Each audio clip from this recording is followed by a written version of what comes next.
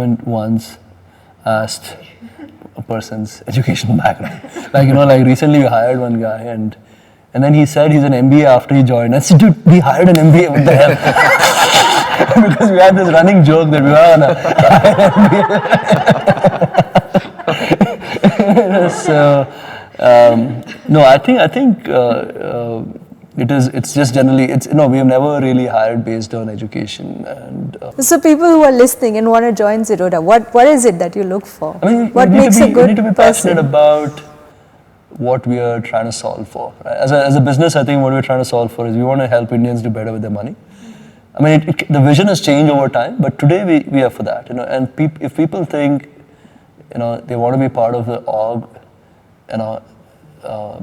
with this vision in mind, that they want to solve for it, and they've kind of worked, with their head towards this idea, because you can't just get up one day and say, no, I want to solve for the money, right? Sure. You need to put some time and effort to think about it, maybe write some blogs.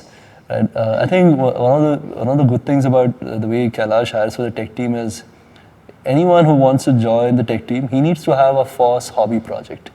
Like he says, you can't be a programmer and not have a hobby project. Right. I mean, you can't just have gone to whatever, the certification exams that says you are a programmer and not have built a project. I mean, like if I say I'm into fitness and health, etc., and if I can't say do 25 push-ups, right? I mean, it's like that, right? You need to walk the talk of sorts, So I think at least for the core team, like people who do important things at Zerodha, I mean, it's essentially if they're passionate about the cause, and education, etc., doesn't matter. We've actually not hired a single person from IIT and IIM till now because we found it very tough to culturally fit that person into the org, right? Because the thing about IIT IIM is, when you're in that kind of environment, you're wired to think about how quickly you can grow in life and etc. Right? And that culturally doesn't fit well, because here what we are saying is